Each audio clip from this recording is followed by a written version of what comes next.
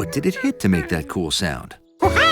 He could find out if he hit things till he heard that sound again.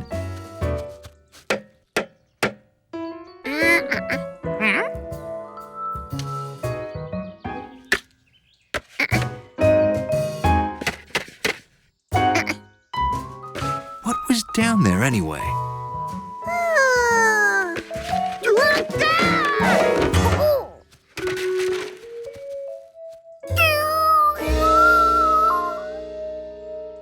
Okay now, you two hold the ladder. All right then, we just give it a quick couple of turns and... Not the ladder, the light bulb. Oh, sorry. Ditto.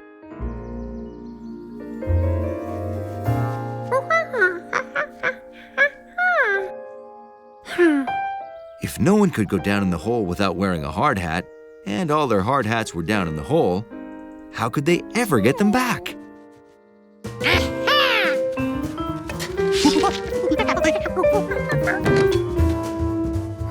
The longer one should reach deeper.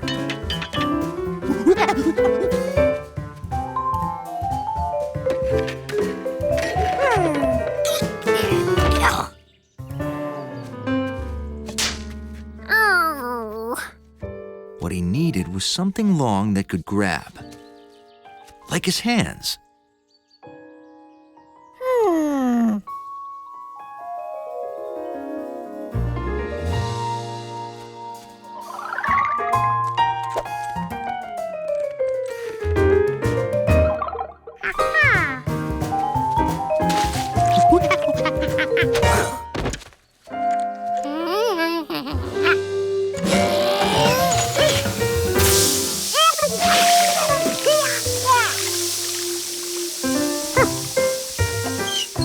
George knew this turned the water on and off.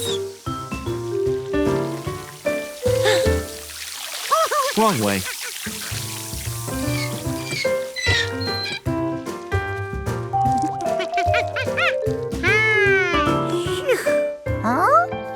The hard hats were floating like boats.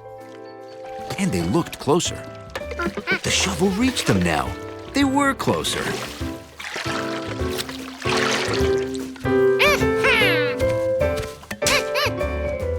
If George filled the hole with water, the hats would float right out.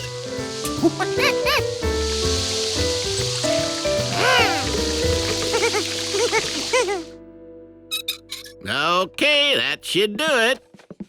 Great. Let's get back to work. You forgot something.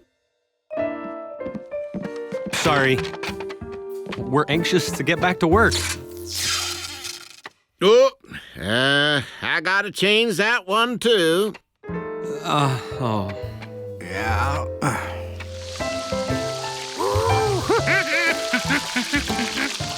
George never knew it could take so long to fill a hole with water. But he waited patiently, and the hats rose on top of the water.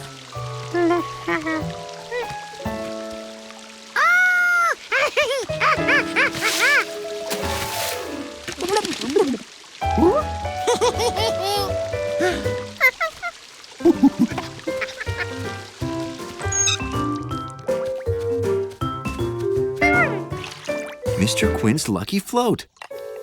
Could it be?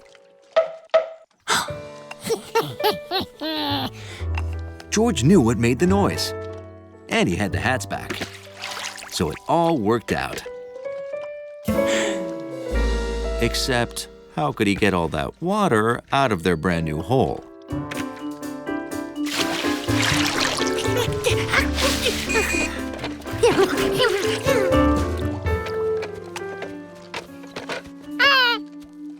Did I drop that again? Oh, thanks. Hey, You guessed this was gonna be our new pond.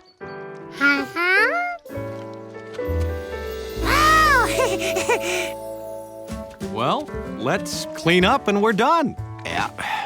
I thought I was gonna surprise you, but I guess you surprised me. Oh, twice.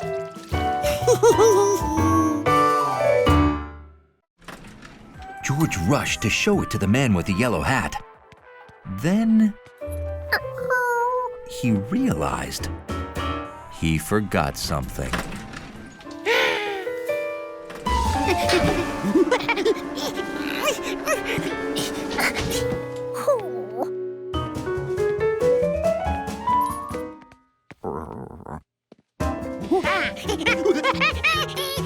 George, what's wrong?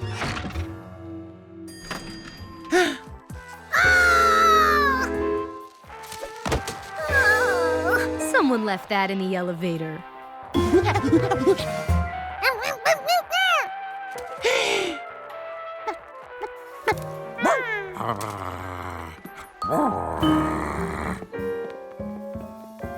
Oh! George, did we bring the skunk home in the basket? We have to catch it without scaring it, or, you know. Oh, we can't let that happen. Split up! Catch that skunk! The skunk was pretty confused to wake up in a strange new place, and it really wanted breakfast.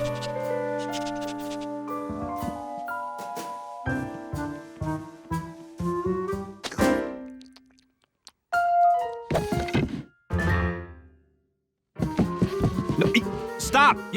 Come back! You're caught!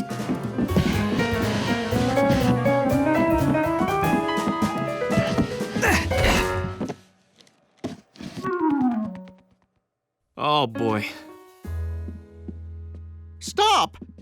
I'm organizing one elevator trip for all the floors to cut down chances of scaring the skunk. Skunk? Shh! Don't do that! Right. Sorry.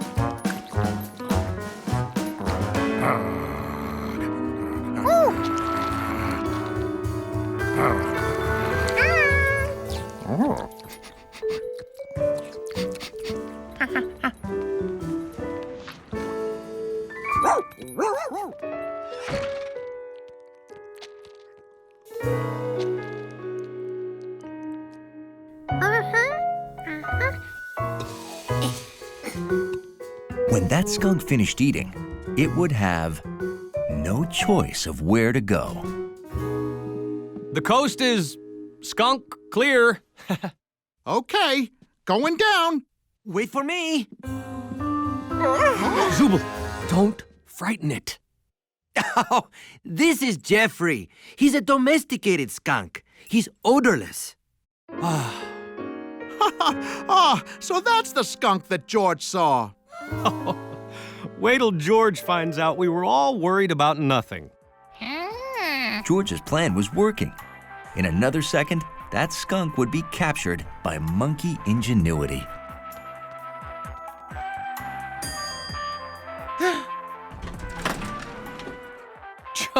George, you didn't see a wild skunk?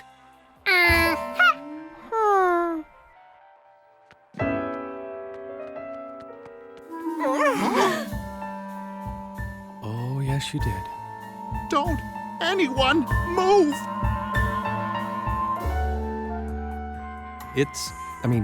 She's happy. As long as nothing scares her, we're okay. That ends our program of mellow jazz. And now, highlights from the 1812 Overture. Oh, no.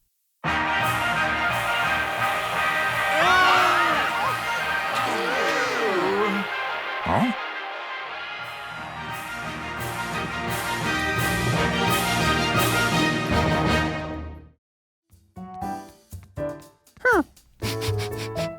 This pillow smelled like Hundley, and then some.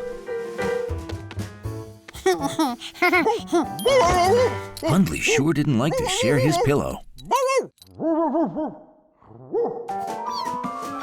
That was the sound of Lucky's friend. Hundley was here.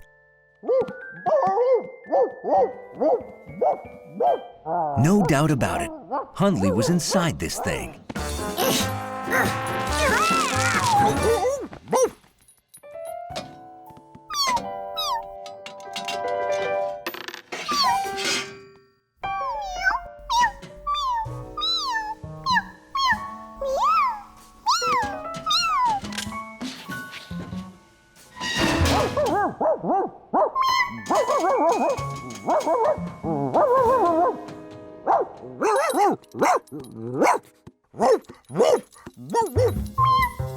The bark stopped.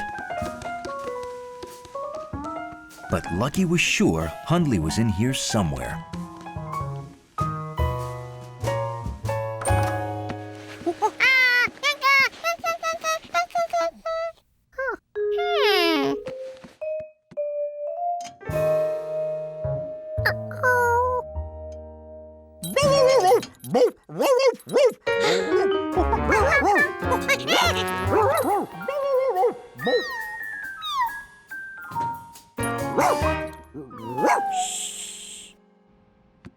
Lucky was somewhere in the walls. Hi, George. We're on our way home with pizza and dinosaur bones. I hope you and Lucky are having fun. How could he find Lucky behind the wall if he couldn't see or hear him?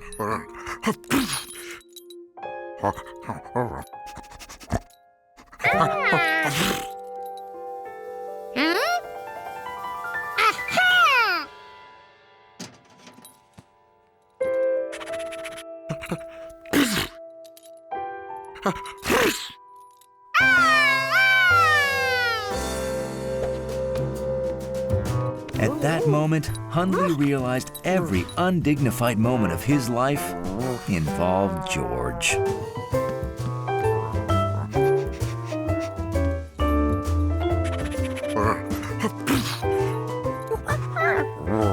Hundley had enough. Now his nose was starting to itch. Lucky recognized that sound.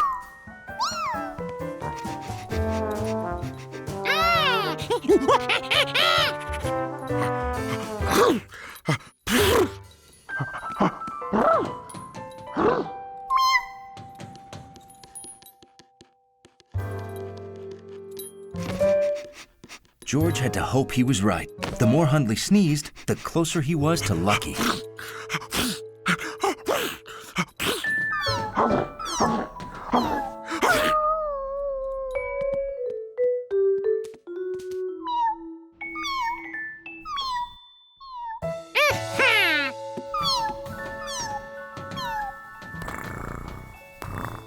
George knew exactly where Lucky was, except he was still inside the wall.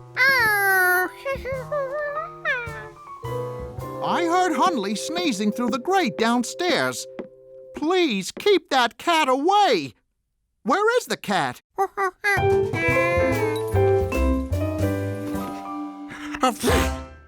Oh, boy. Nobody move.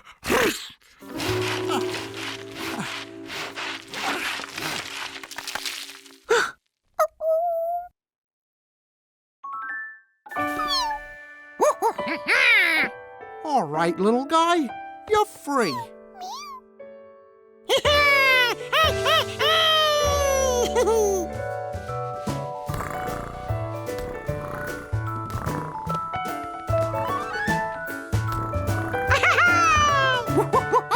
Oh, George, wait till you hear about the weird digging we did today.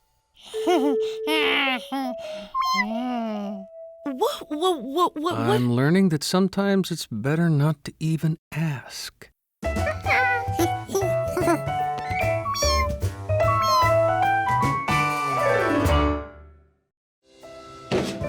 It looked like every can in the city had already been emptied. Except that one.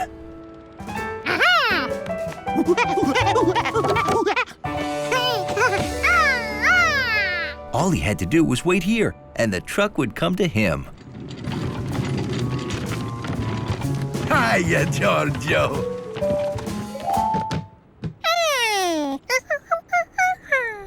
The trash? It's gone. They just pick it up.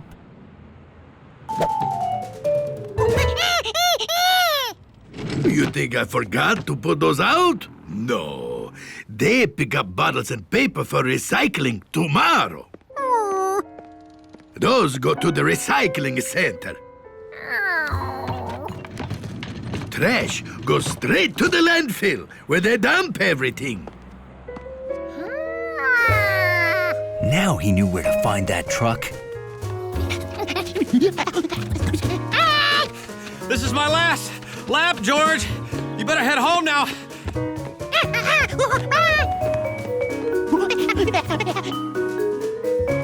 George had finally made it to the landfill, where all the trucks dumped their trash from the city.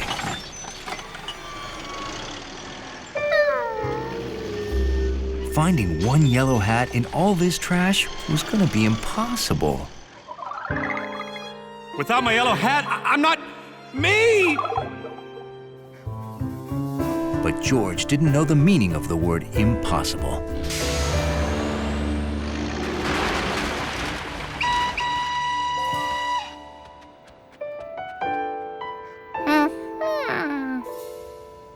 I found it in my truck. Who would throw out such a perfect hat? I've wanted a hat like this ever since I saw a guy with a monkey wearing one. Is that why you hired a monkey? Huh?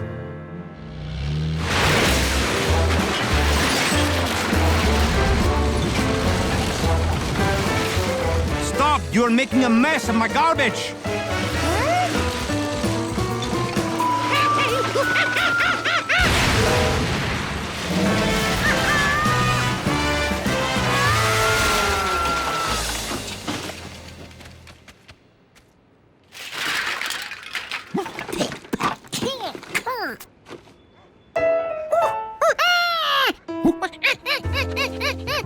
I think he's looking for the hat.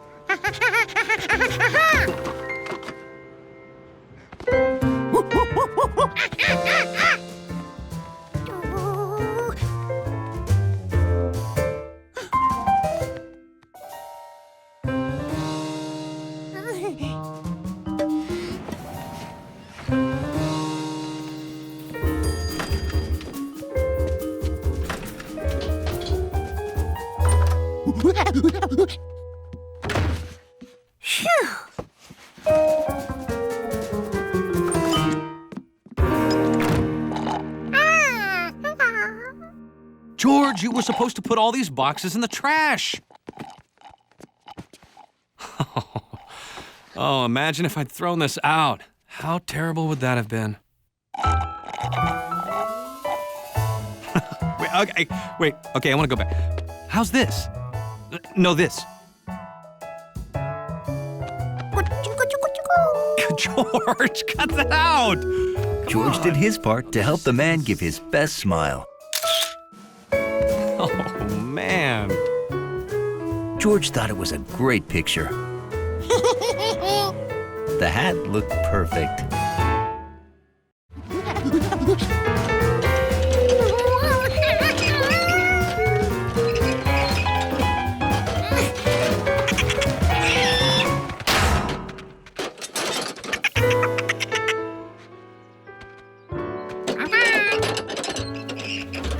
What George really needed for his test was a smooth, flat surface. A smooth, flat, hard surface.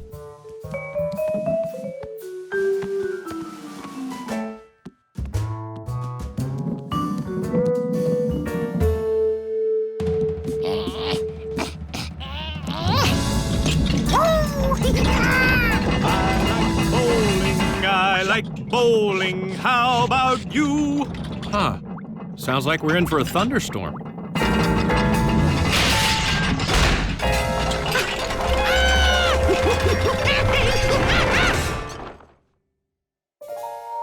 George?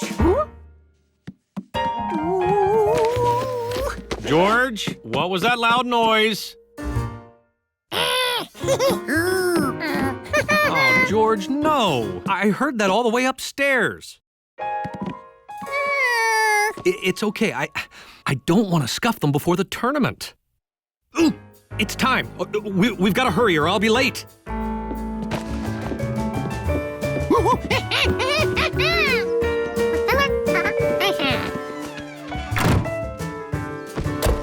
All set? George couldn't wait for the man to open his bag and find the polished bowling ball. The ball was in the house.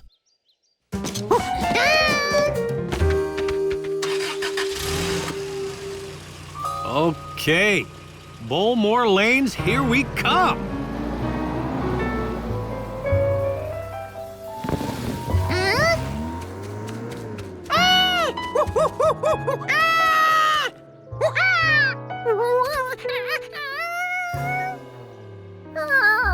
George had to get that bowling ball to the man, and quick.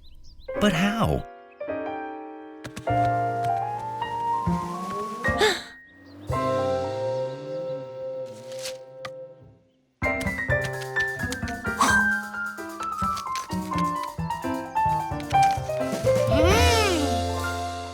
And then George saw it.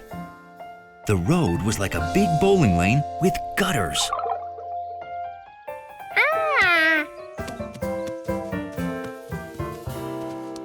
The bowling ball was good at rolling downhill. And if there was one thing George was good at, it was rolling gutter balls.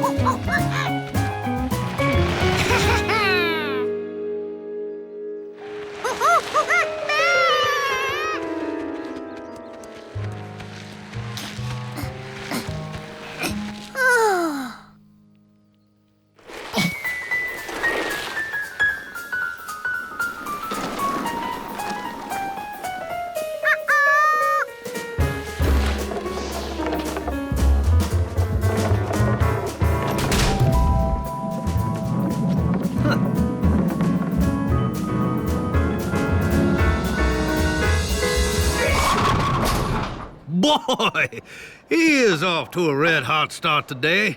He rolled that ball so fast, I didn't even see him wind up there.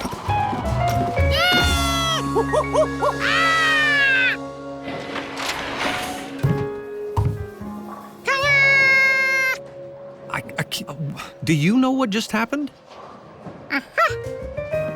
And that's how George bowled a gutter ball that was also his very first strike.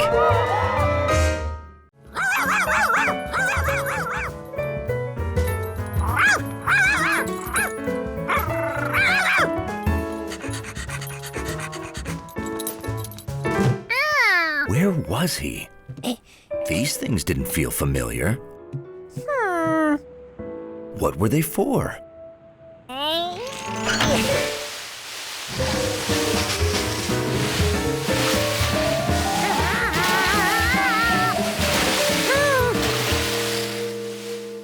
What's that sound? Sounds like a hose. Our hose?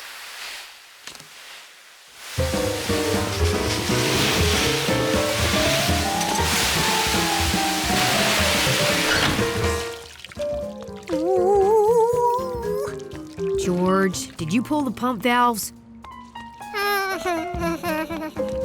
Had George lost Sharky? Nothing he touched felt furry. And he didn't hear her.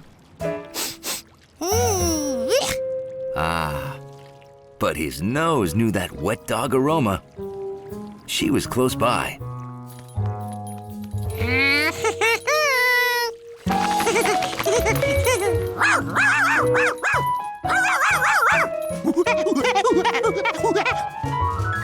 Why don't we get any normal visitors here?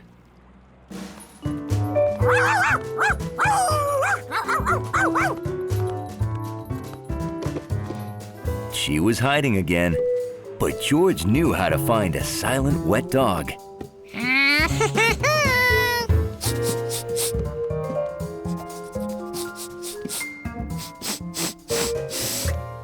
Fur. He'd caught up with Charky, but it didn't smell like a wet dog. And this dog was too small to be Charky. This dog was a cat. Delicious smell plus a cat, he knew exactly where he was. With gnocchi at Chef Bischetti's place. A place with great food is exactly where Charky would go.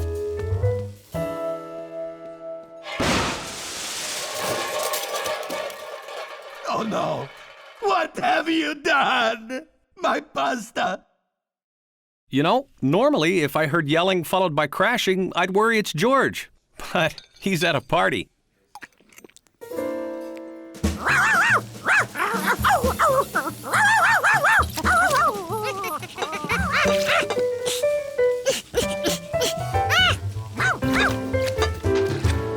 Did a black dog flip by, followed by a blindfolded monkey?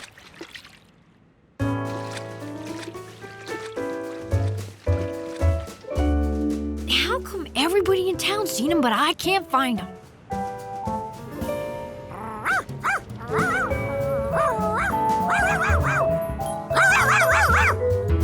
It wasn't so noisy here.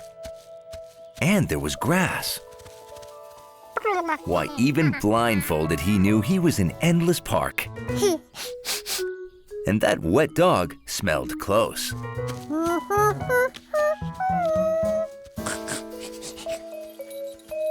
George smelled and touched and found something that felt like Charky. When he heard her bark, he knew it was Charky.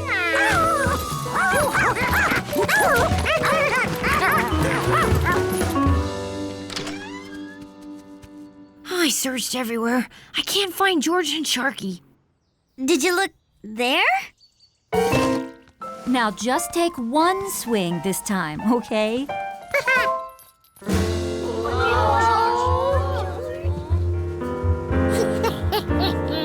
This time, George didn't just use the bat.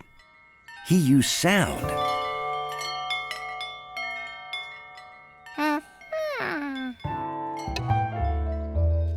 And touch. And smell. I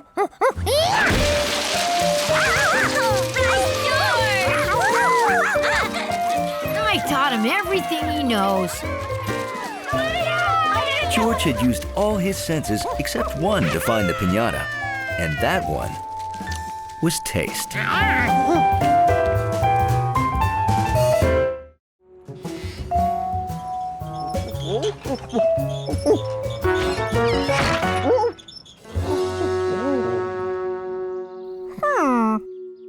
George didn't remember which sign was on this post. So he picked one that looked good. If everyone enjoyed signs the way he did, they'd like this one here.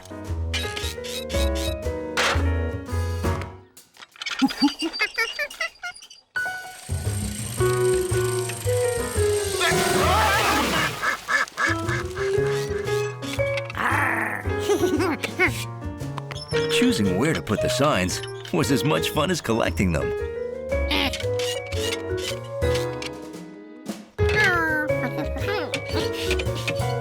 It was a lot of work, but George rehung every sign.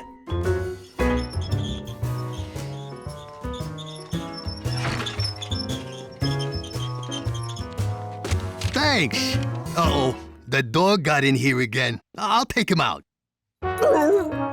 What? No! Hundley belongs here.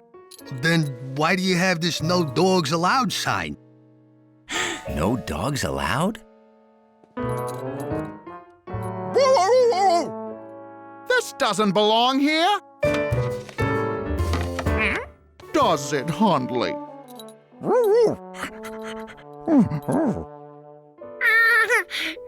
Wait a minute. If this sign had meaning, maybe all signs did.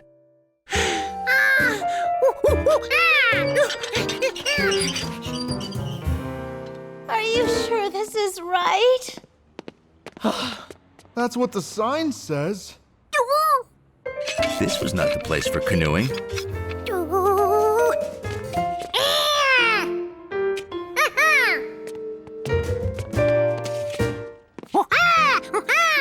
Hey, it's this way! We made it! Get the oars out! I thought you brought the oars. If canoes belonged near the lake, a bear would belong near woods. Honey, we found the picnic tables. Don't feed the bears? There are bears here? Run! Then again, maybe a picnic table would be more appropriate.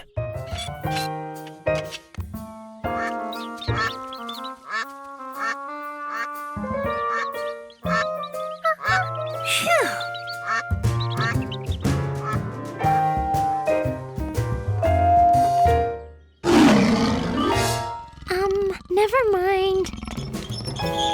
It took some thinking, but George figured out which signs went where. But I want ice cream, please. I'm sorry, I really don't have any.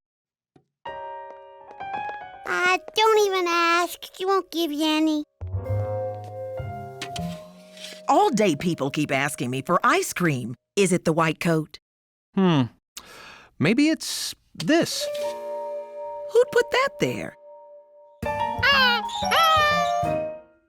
George, have you been moving signs?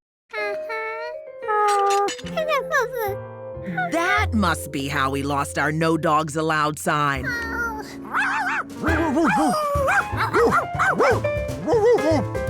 Well, the sign shop's making a new one. Want to see how they do it? We make all our signs. Rectangles to help people find things. A circle for what you can do. And a red slash for what you can't do.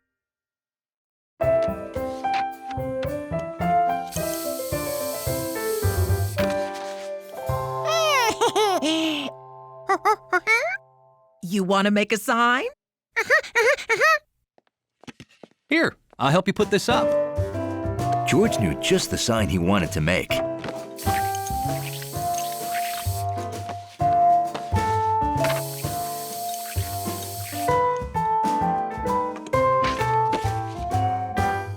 It was for his bedroom door. A sign that not only looked good, but was very useful.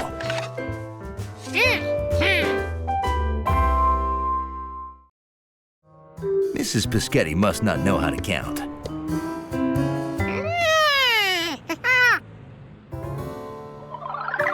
Unless bus maps were like board game squares.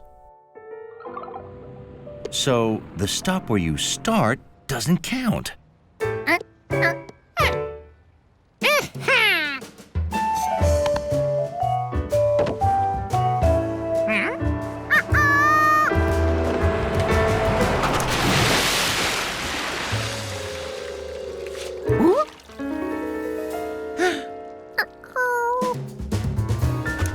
George didn't have time to wait for the next bus. Thank you, Monkey.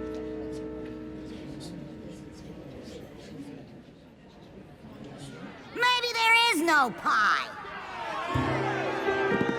Please, please, the pie is on its way. Where are you, Giorgio? George had made it to 3rd Avenue.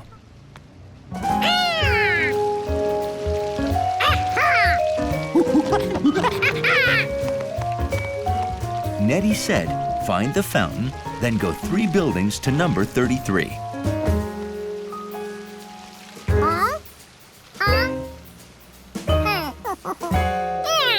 Only the 3rd building didn't have a 33 on it. It had a 72. No, 325. No, 22. It's a nice 72 degrees Fahrenheit. That's 22 degrees Celsius at 3:25 p.m.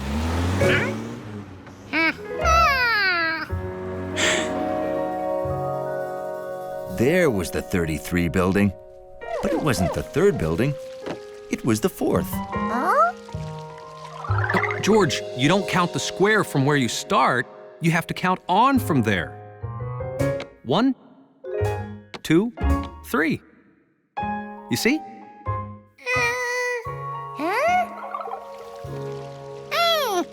Of course. You must count buildings just like squares on a board game.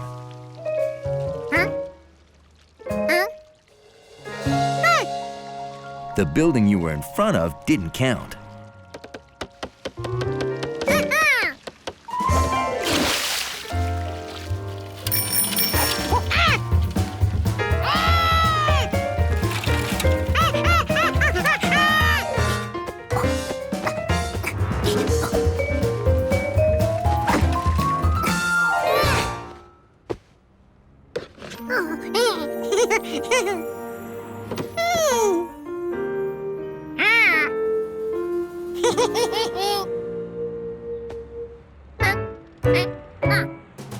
Why use an elevator if you were practically at the 3rd floor?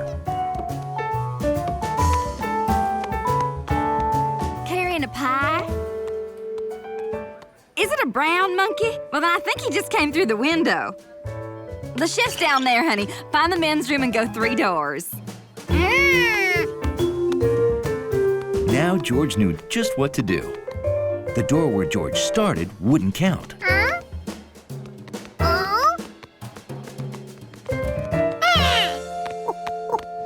Of course, I don't think I overstate the matter when I say timing is everything. Oh, as I promised, the pie! So, this is a biscotti pie. Light, fluffy, a confectionery delight. George hoped he'd get a slice. Delivering pie really worked up a monkey's appetite.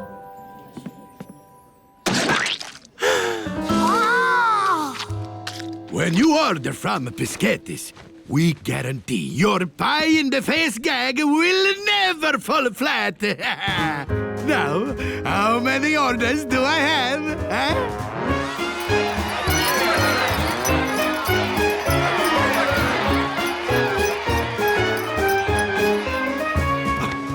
Giorgio, thanks to you, my new clown food supply franchise is off to a roaring start.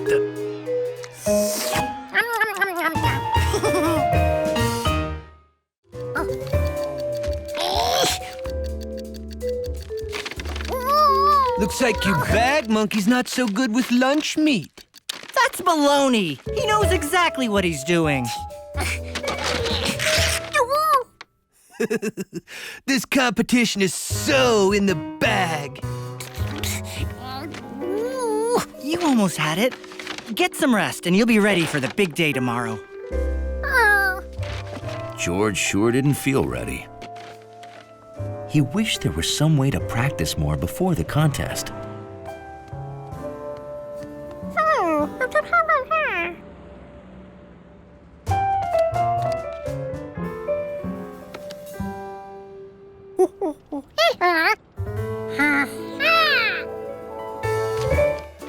George realized it wasn't just food he could practice fitting together.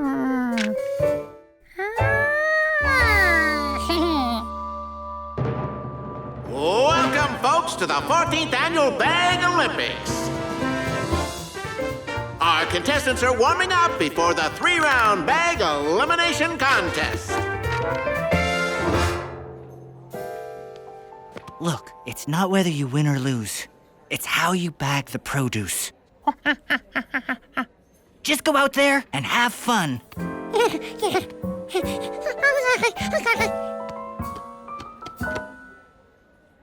On your marks, get set, bag!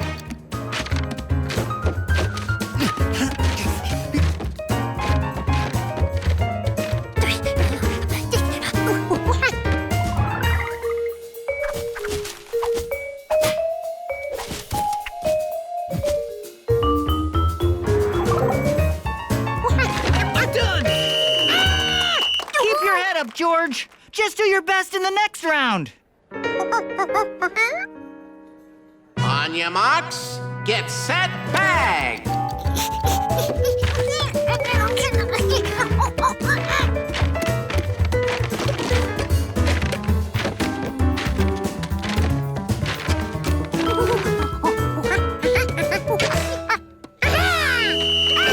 I'm done! What? All right, George! Looks like we have an egg break. That's an automatic elimination. George is doing great. All of our hard work must have paid off. The monkey's gotten good. But don't worry, I'll win this!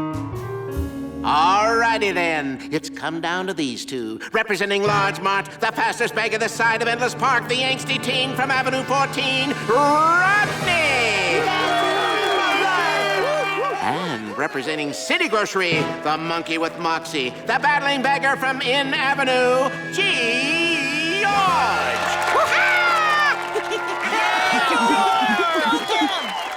Beggars, are you ready? Yeah, ready to win? On your marks, get set, bag!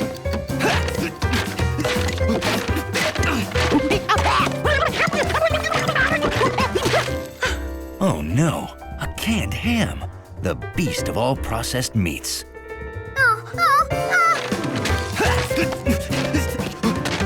Think outside the bag, George. Yeah.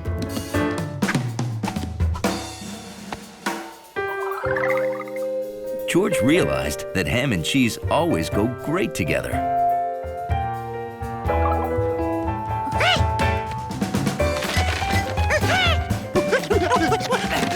Yes! Done! Me! It's all me! And the winner is... No!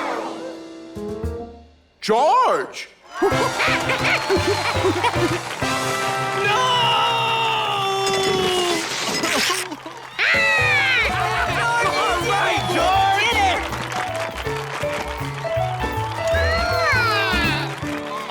Great job, George. But how did you get so good?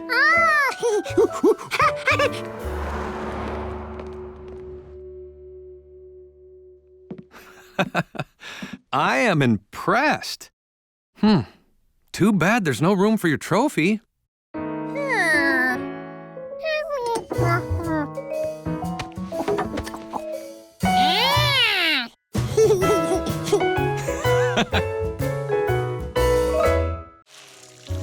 Okay, we're all planted.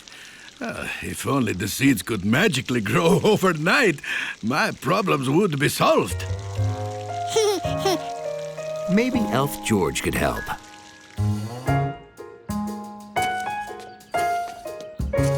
He needed to count how many carrot seeds were planted.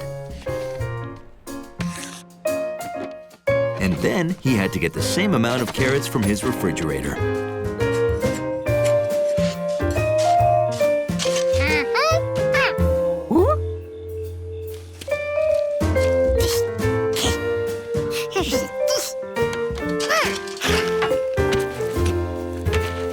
George wondered if the chef would be as happy as a cobbler this time. Well, I'm going up to water the garden. Nettie, I think we should close the restaurant until the fresh veggies grow. No! We can buy some from the store! But they won't taste biscotti fresh.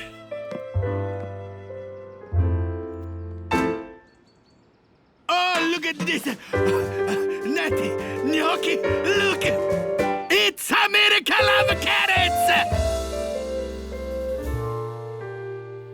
It's impossible, Chef. Carrots can't grow from seeds overnight. I told you. But they did, and I need to know how it happened so I can make it happen again. So, could you study my dirt? I'll give you free pizza. Okay, I'll run tests. Can I keep the carrot? No, sorry. I'm making soup.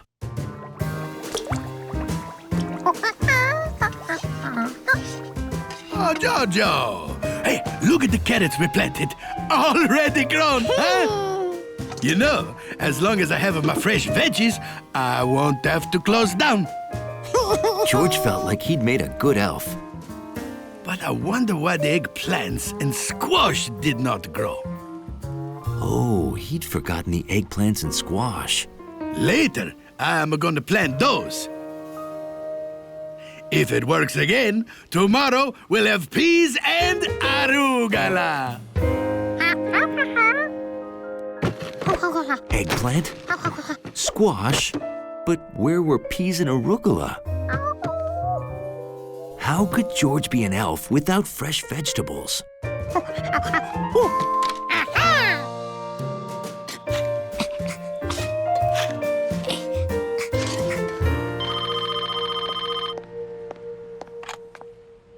Hello, Professor Wiseman. Our dirt is just normal dirt. No, I don't know yet if it happened again. And Natty, it's happened again. We got eggplant. We got the squash. Come and see. Squash? Eggplant? I'm coming right over. Don't make soup. Einstein, pizza. Meet me at Pischetti's, Stat. Are you buying? We're not eating. We're being scientists. George, did you, do something which I don't know what it would possibly be with all of our vegetables? You're feeding a vegetarian cobbler?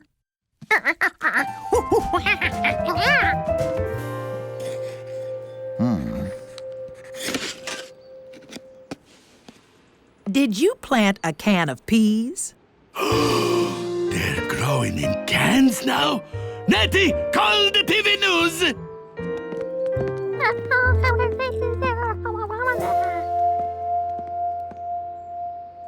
Oh, boy. Oh, hi, everybody. This would be mine. You see, George, wanted to be your elf. Oh, you did this so my garden would grow fast? Oh, Natty, our garden is not magic. But your cooking still is. Well, you got me there. That's right, I'm great. I'm gonna cook all these veggies up as lunch for everybody. Come on, I'm hungry. George, do you know the way back to the ranger station? Well, no problem. I've got a map. But we've got to get it to George. I know how to make a perfect straight-flying paper airplane. Here it comes.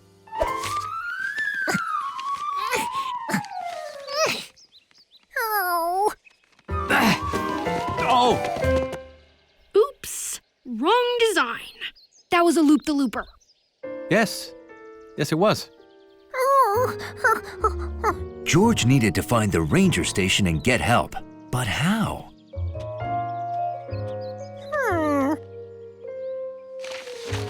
These were all the places they'd passed.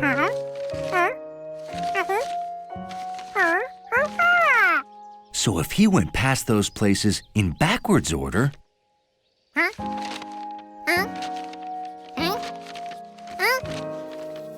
they'd lead him to the ranger station.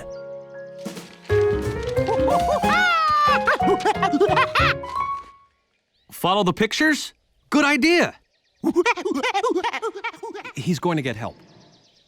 So we should wait here, right?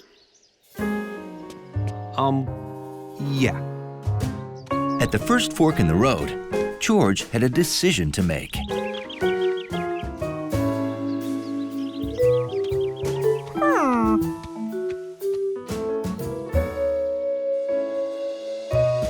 That was the same craggy tree.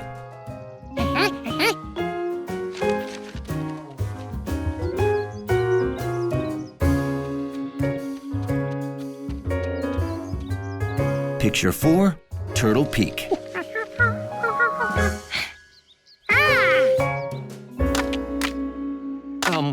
Bill? This is how you start a fire. Bill, we don't need a fire!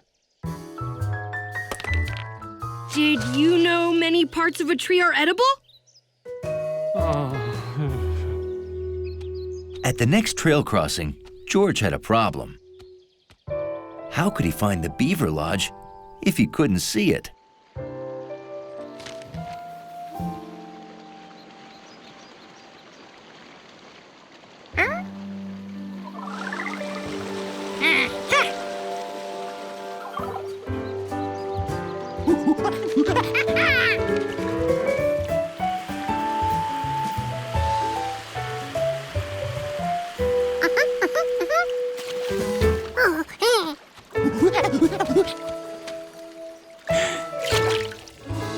Could it be true? Beavers really did enter their homes underwater.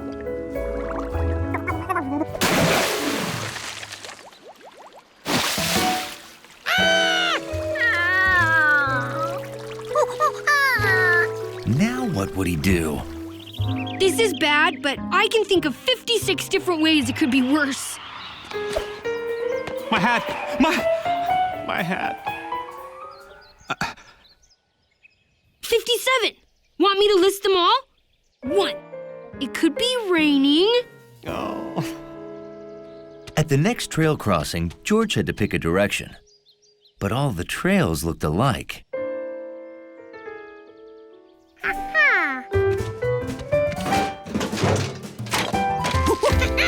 George had never been this excited to see his own garbage before.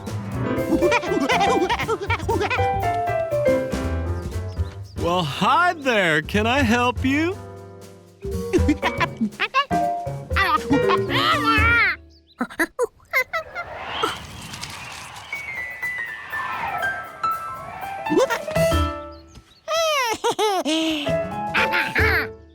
Oh, I gotcha. I'll go get my rescue gear.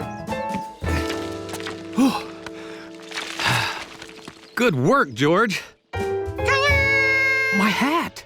You know, George brought me right to you. He is quite a tracker. Hiking was exciting. George couldn't understand why more people didn't do it.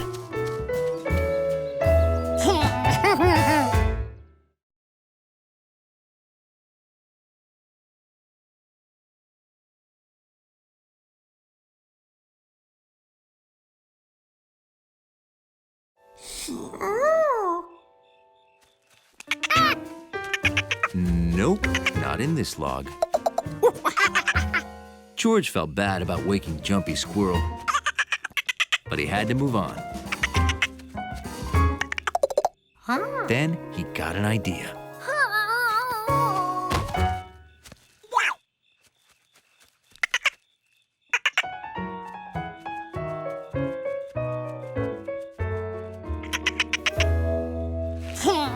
Playing possum had its uses. I got another call about the creature. This time, a stampeded cattle at Renkin's farm. But let me reassure the kiddies that this is all in fun. The creature's only a legend. I hope.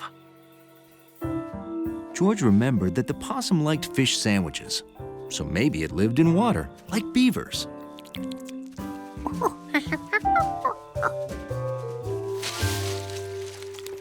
Raccoons must be nocturnal too. But his possum showed no interest in living in water. Unless he lived in a boat.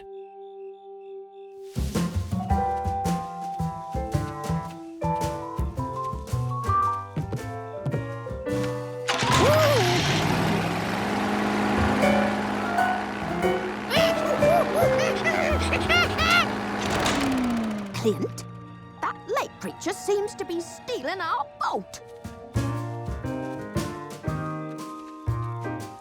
Maybe this possum's family lived in town.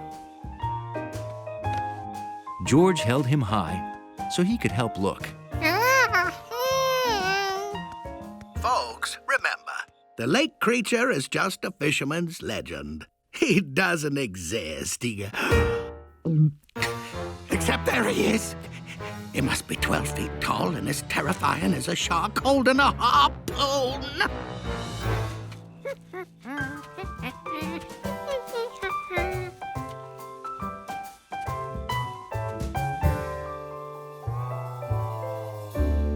It was getting later and later, but George still hadn't found the possum's home.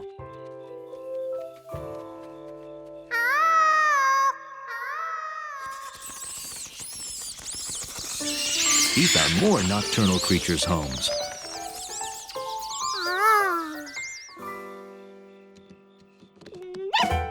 He found daytime creatures' homes, too. But he couldn't find the possum's home.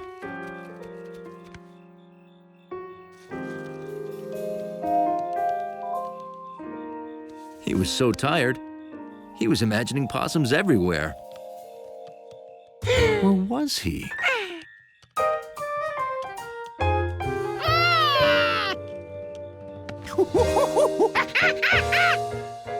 The possum family lived in a tree.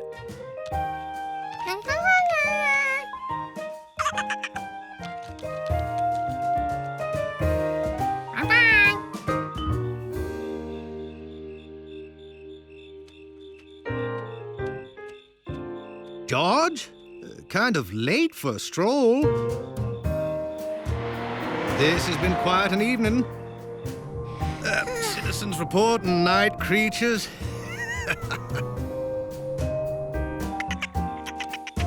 George had seen night creatures too. Bill was right. There were a lot of them.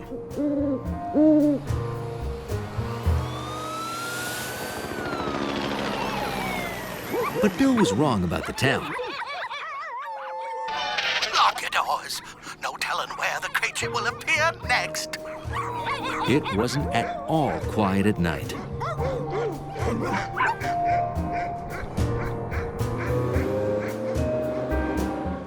Night, George.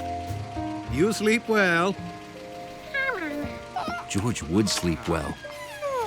And with the possum gone, he'd fill the feeder and wake to chirping birds. Morning, George. Time to get up. What? George? Oh. George learned one more thing about nocturnal creatures. Little animals that stay awake at night sleep during the day.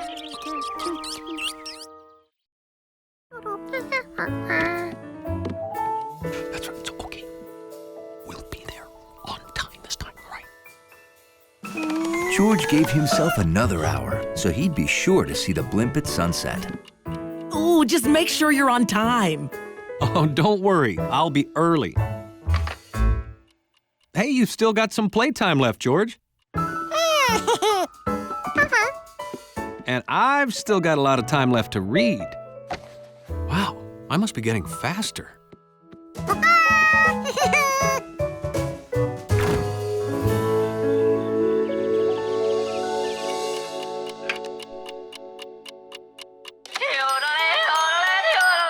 Oh, can't be late. Jelly donut? No, thanks. I thought you were going to get here early to talk to Mr. Roughweek. And here I am, bright and early. He left 2 hours ago. What? I should. That's not even possible. He'll be here for only a minute tomorrow. Last chance. There's got to be something wrong with my clock.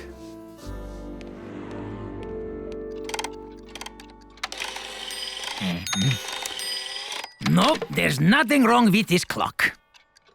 Are you sure? Because I am later every day. Ah, that clock runs as well as I do. Okay, I'll go get your other clock and watch. Yeah, no rush. Look, George, I got my old clock back and my watch.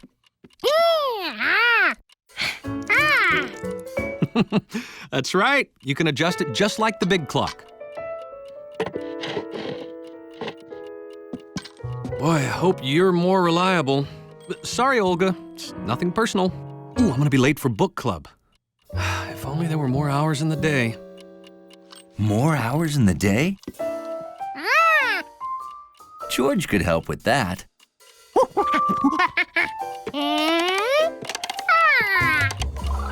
Oh, this is great!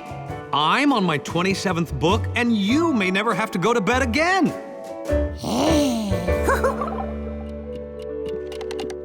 George, don't do that. Wait a minute. Have you been changing the clock?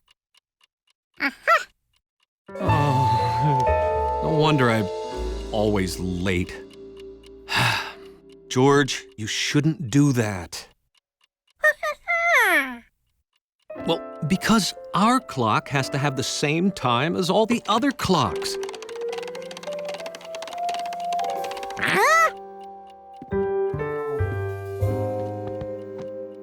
Your changing the clock caused us to miss a ride in the rough week blimp.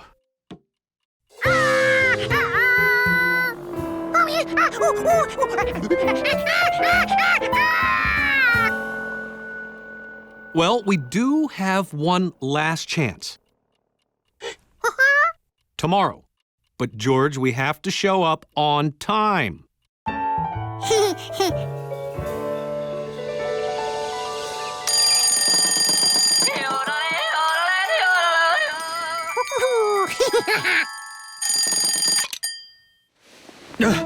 Can't be late.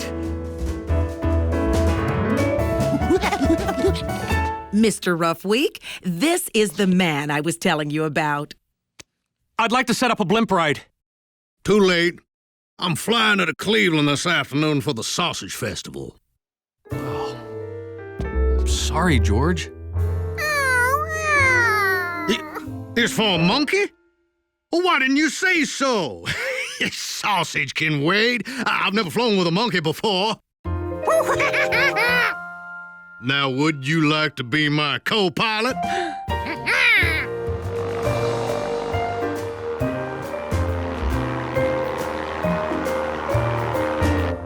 Wow. Hey, George, you can see our apartment building.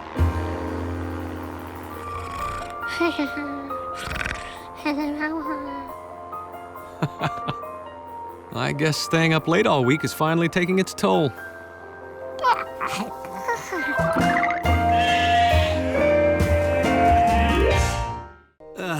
Thank you so much, George.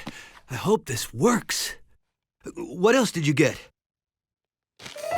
A hot water bottle, anti-snore strips, a hard pretzel.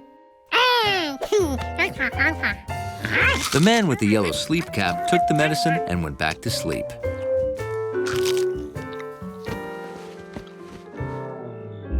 And he slept a long time.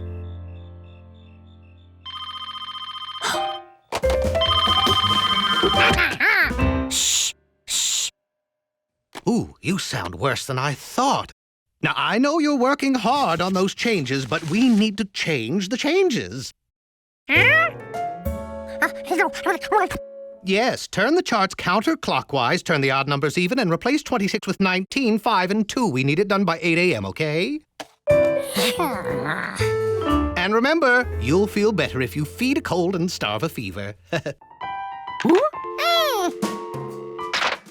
To make sure his friend got really well, George would feed that cold plenty.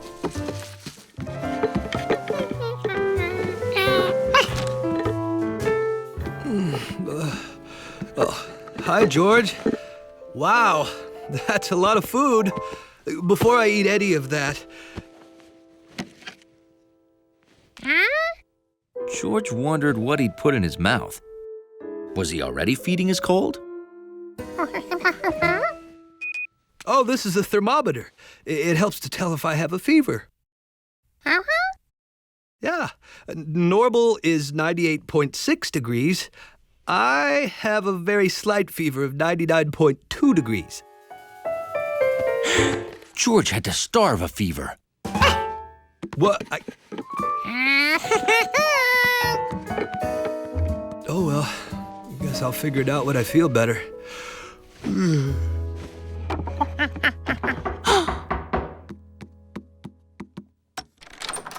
Hi, George. Know anyone who wants a kitten? Shh. Is somebody sick? Oh, sorry. When my best friend's cat Fluzzy was acting sick, we all had to be quiet just like that. Fluzzy stayed in bed a long time. The man with the yellow hat was in bed a long time. And Fluzzy didn't act like her normal, playful self. The man wasn't acting like his normal, playful self. He must have exactly the same thing Fluzzy had. But Fluzzy wasn't really sick. After laying in bed a whole day, she had 6 kittens. Kittens? He wasn't sick.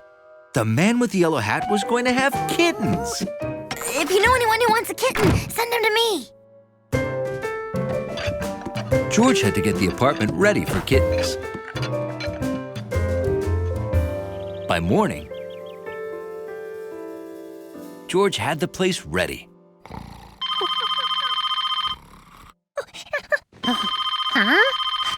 What? Hello?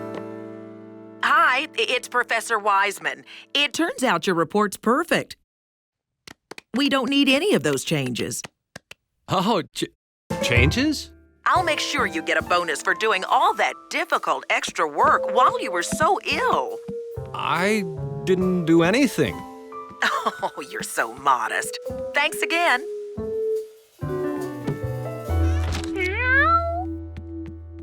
Changes? Oh, boy. Milk? George? Meow, meow. Meow. Why are you meowing? Did I miss something? George was very happy the man with the yellow hat got healthy without having kittens.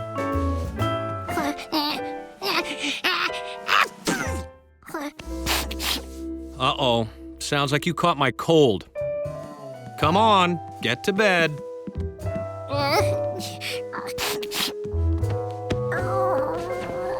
Having a cold wasn't such a bad thing. At least he wasn't having kittens. And it was going to stay secret unless George got that bookcase open.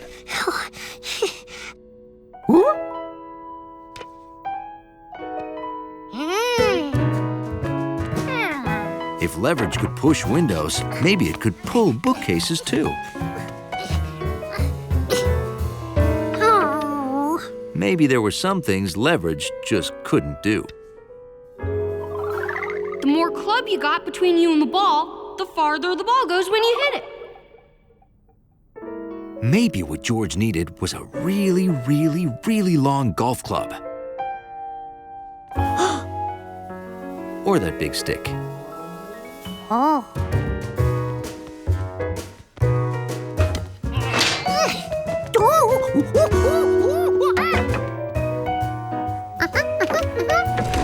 There was nothing like a big stick to get you out of a tight place.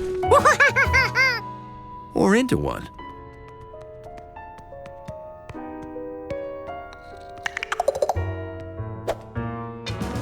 Nothing stood between George and his golf ball now.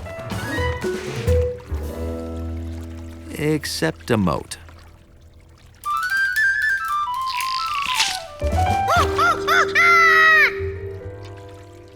Luckily, George found a bridge. Unluckily, it was raised.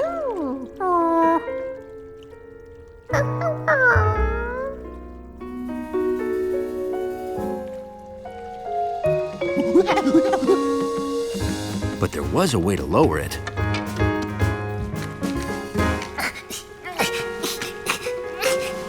Which was stuck. If you could push windows and pull bookcases, maybe you could spin wheels too.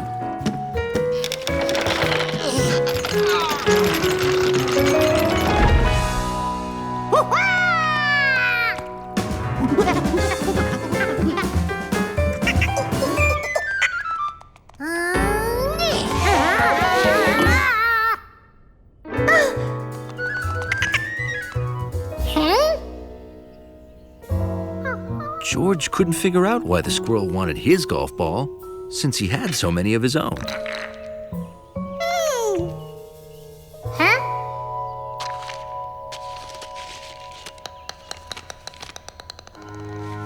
This looked just like the dragon Uncle Tam told the man with the yellow hat to look for.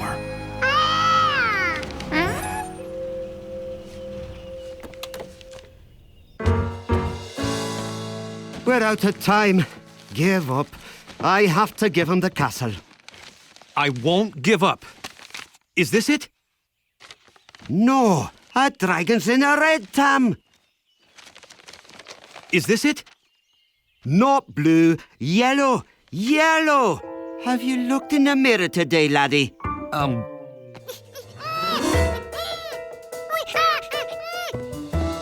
Master Tam, I'm here to claim the castle. Hand over the wee keys. George knew they'd be happy he found the dragon and wanted to show them right away.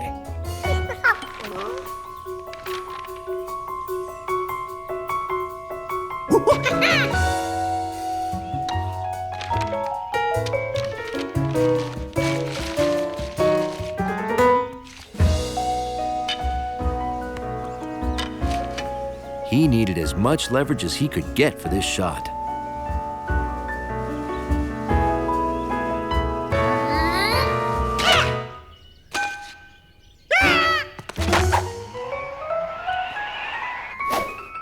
Here you go. It's all yours.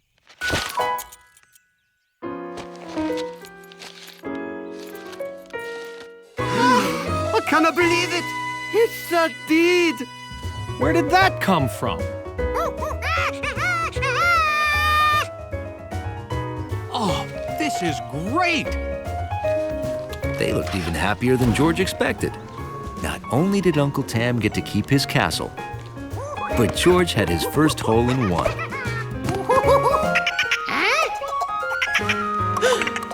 Now, if he could only get his ball back.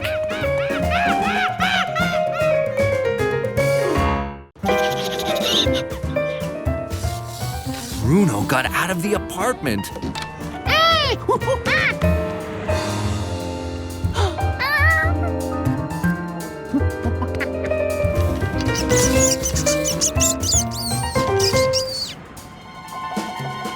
Being near a snake makes any mouse nervous. But Bruno wasn't interested in mice. His stomach was full, and he just wanted to find a comfortable place to relax.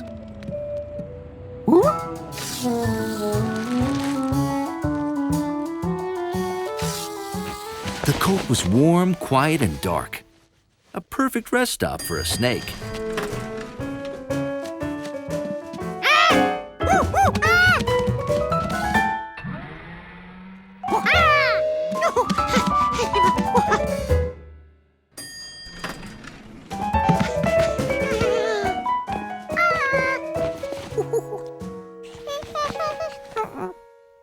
Excuse me, George. I need to wear this.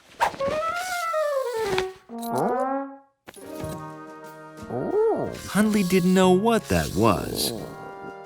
But if George was around, it was probably going to be sloppy.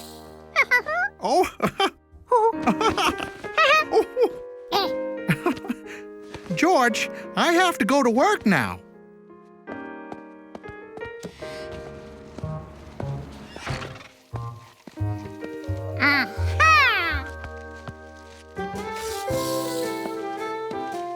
Soft soil is always inviting to a gopher snake.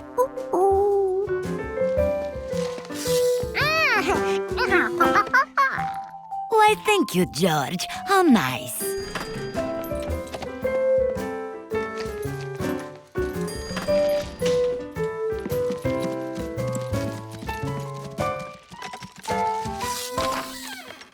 I can take it from here.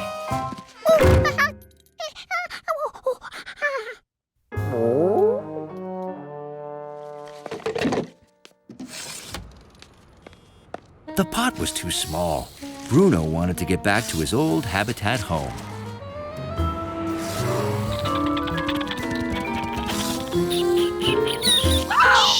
Benji and Willie wished they'd never left their habitat. Bruno thought the mice might know the way home, so he hurried to follow them.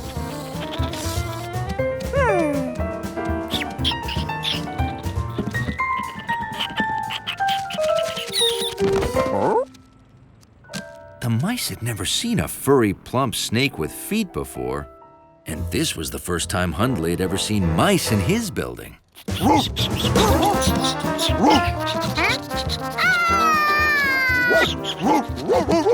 Benji and Willie weren't lost.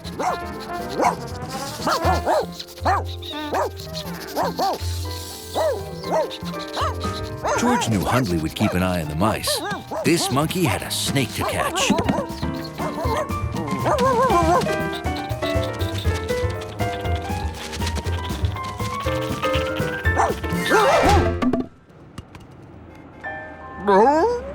Hundley didn't realize he'd run outside until it was too late to get back in.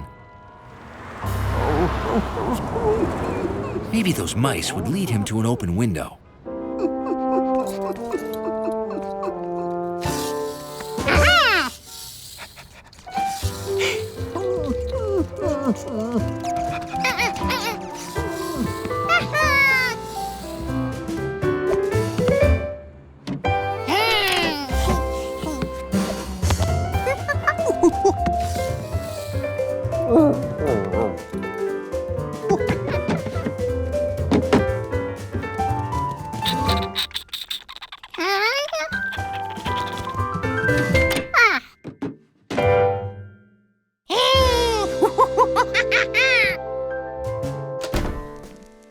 Hi, George.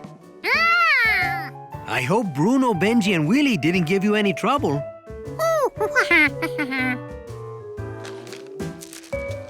Everyone was happy.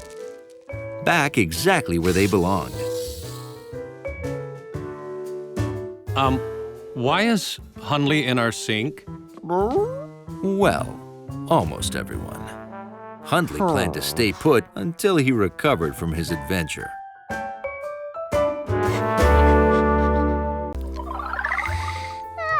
Now his room was exactly like a cave. Except caves were quiet.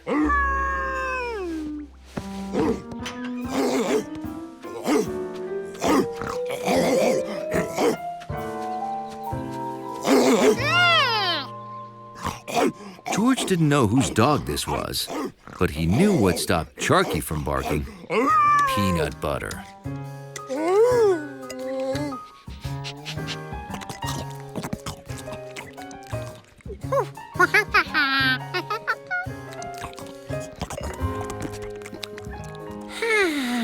Now it would be quiet enough.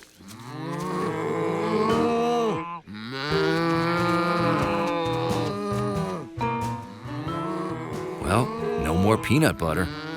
How could he quiet the cows? Shh. Shh.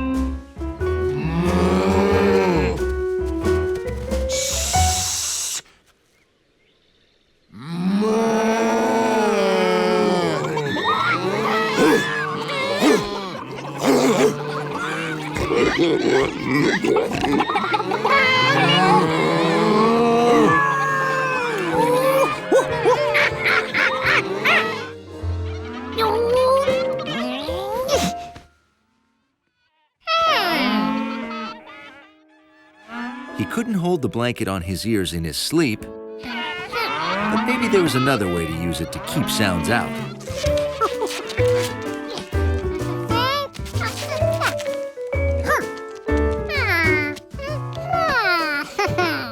Now his cave was dark and quiet.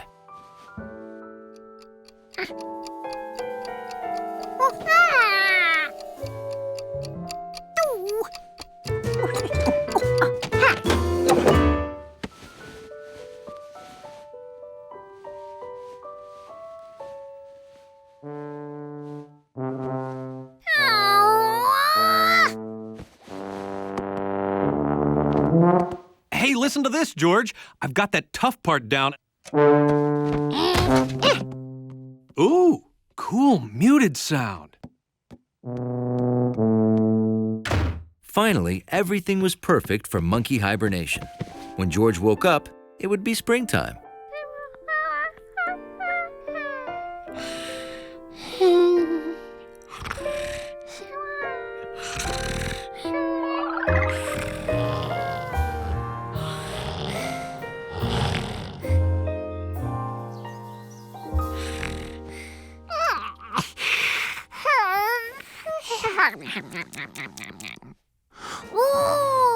When George woke up, he realized he'd done it. He had hibernated. 6 months must have passed. His goldfish looked bigger. That meant outside it was spring.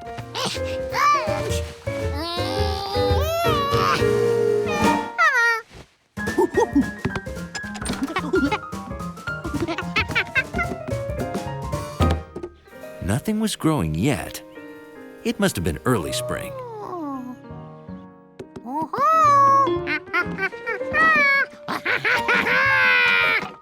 Good morning, George. Well, that wasn't much of a welcome back after a whole hibernation. Well, I was thinking of making banana nut pancakes for breakfast, but you ate all the bananas yesterday. Yesterday? George only hibernated one night? Well, he'd just have to go back to bed and try harder. Oops.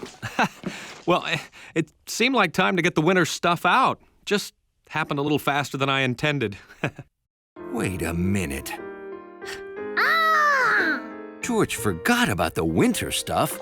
Skis, sleds, his monkey mittens.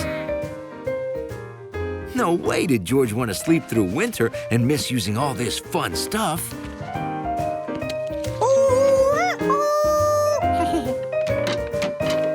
Maybe someday, bears would wake up and see what they're missing.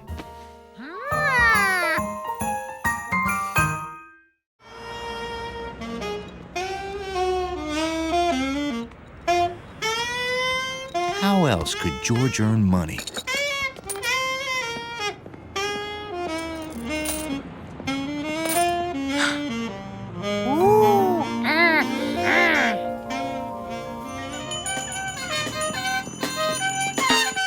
George thought Pischetti's would be a good location. But he wasn't making much money.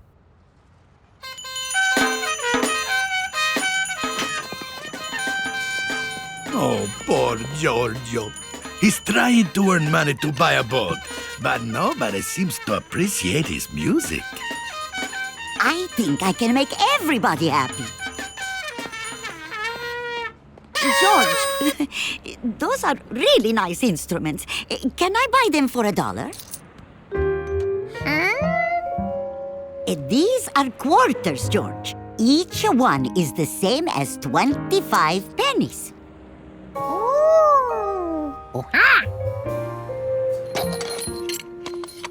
25, 50, 75, 100 pennies, eh? And that equals $1.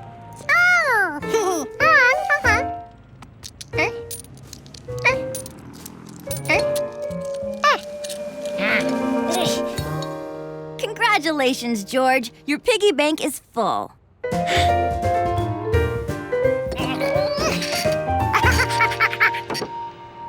why don't we open your bank and see if a pig's worth of pennies is enough to buy the boat you want?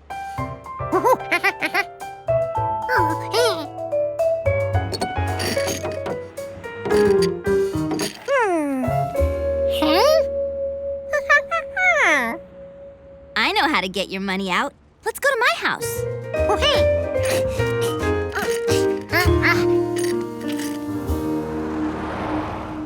With Piggy's help, George had saved his money. Now his big dream was about to come true. Here you go, George. This is the kind of piggy you have to break open. It's so you won't be tempted to spend your savings.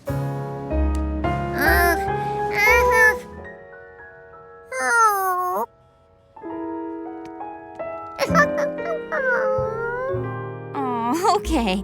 We'll think of another way. Okay, go, George!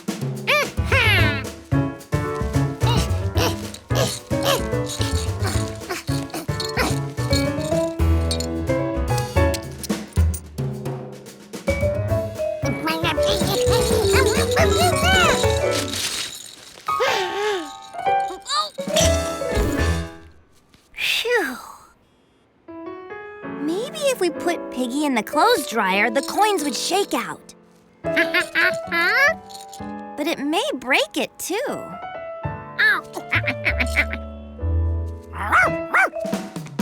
Sharky, stay! Sharky, no!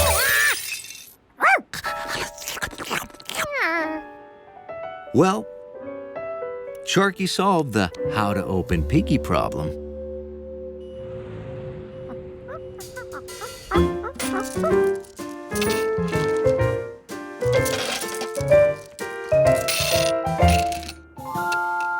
Well, it's $8 exactly. You have enough for your boat, plus $3 left over. George had his boat.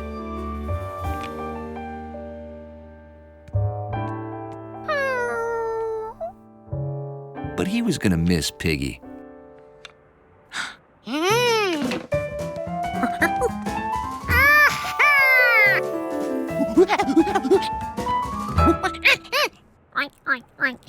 Oh, the piggy bank. That's $1, and you have 3.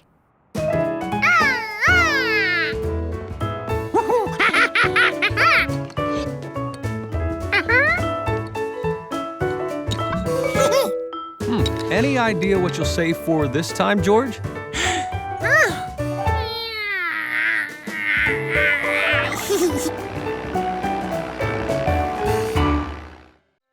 Are you sure you don't want to take that cap off? You've been wearing it for days. I'll just put it in with the wash. George didn't want any of the good luck to get washed out. All right. Sweet dreams.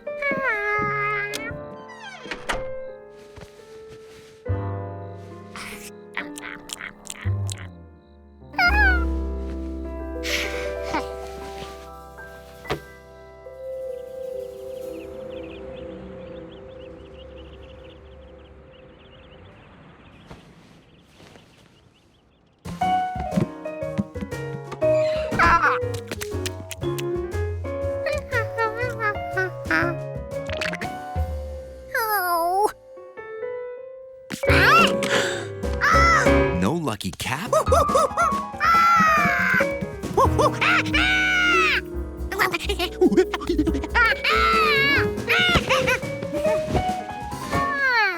That's where that sandwich went.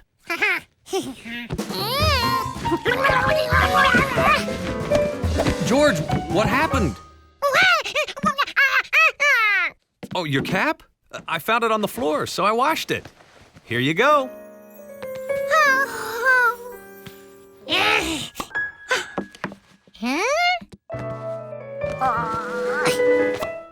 Uh-oh, it shrunk in the wash. I must have used hot water. I'm sorry, George. I'll get you another one. George didn't want another cap, not unless it came with a good luck guarantee.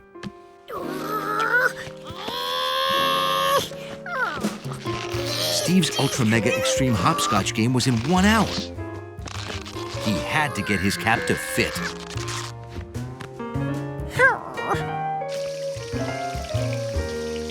If George couldn't stretch the cap, there was only one thing left to do. But no matter how much he washed it, his head just wouldn't shrink the way the cap did.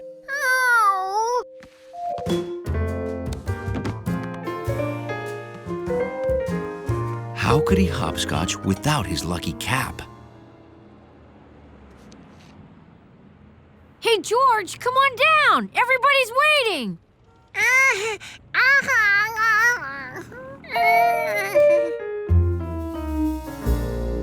Okay, George, it's ultra extreme, so when you get to the flower stand, you have to stop and smell the tulips, then go under the flower stand. I'll bet he can't even get through it one time. As long as he wore his lucky cap, George figured he'd have luck. 1, 2, 3, 4, 5, 6, 7, 8, 9, 10, 11, 12, 13, 14, 15, 16, 17, 18, 19, 20.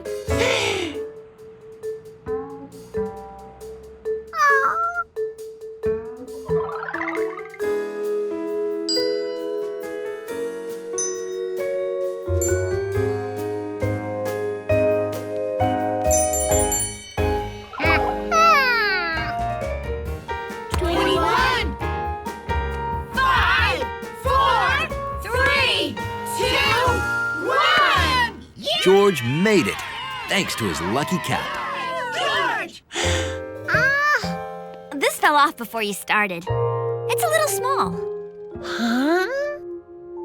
He'd hopped Steve's most monstrous, ultra-extreme game of hopscotch without his lucky cap. That monkey's awesome! George didn't need to be lucky to be good.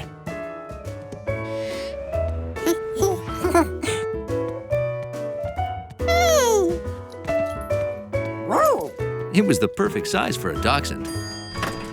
Hey, Hundley, you won a lifetime supply of dog treats. Huh? Yeah, it happened yesterday, but I forgot to tell you.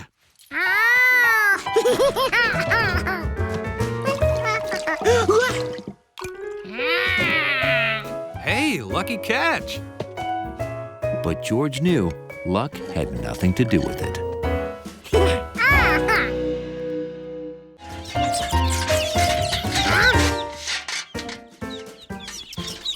1, 2, 3, 4, 5.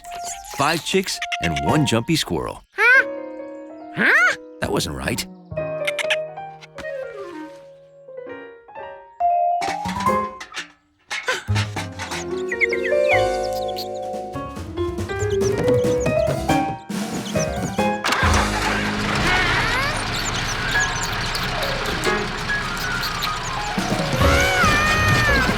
George had seen Mrs. Rankins drive the tractor, but how did she turn it off?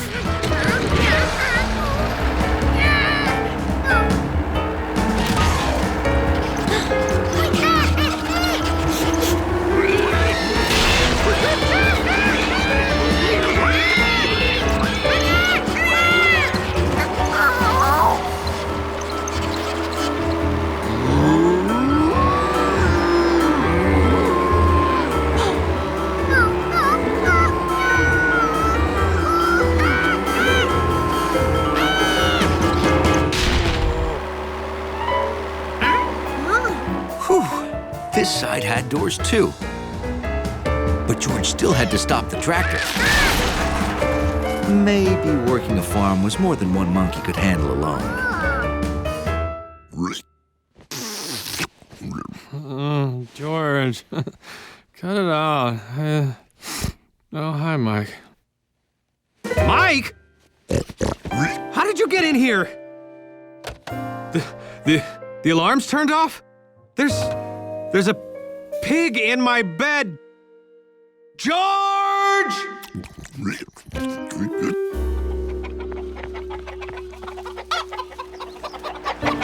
George, what are you... How did...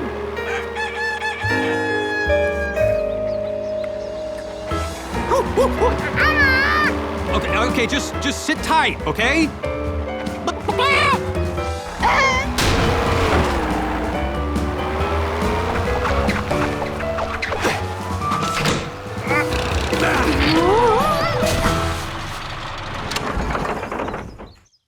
Are you okay, George?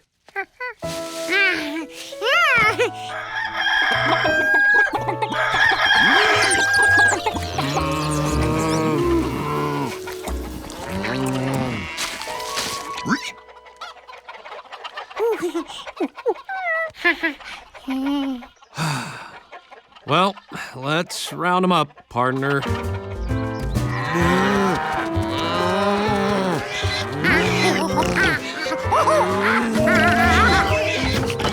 I don't know if you did that on purpose, George, but it worked.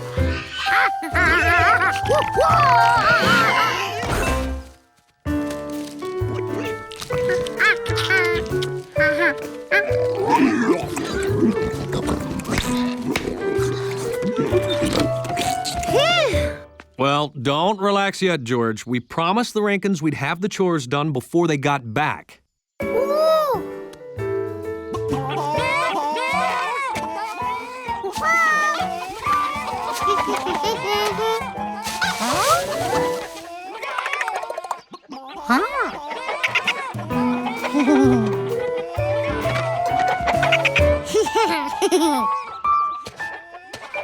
That's a dozen eggs. 10 plus 2.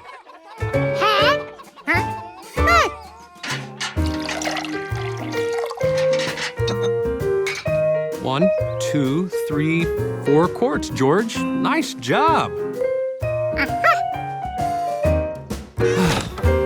All done.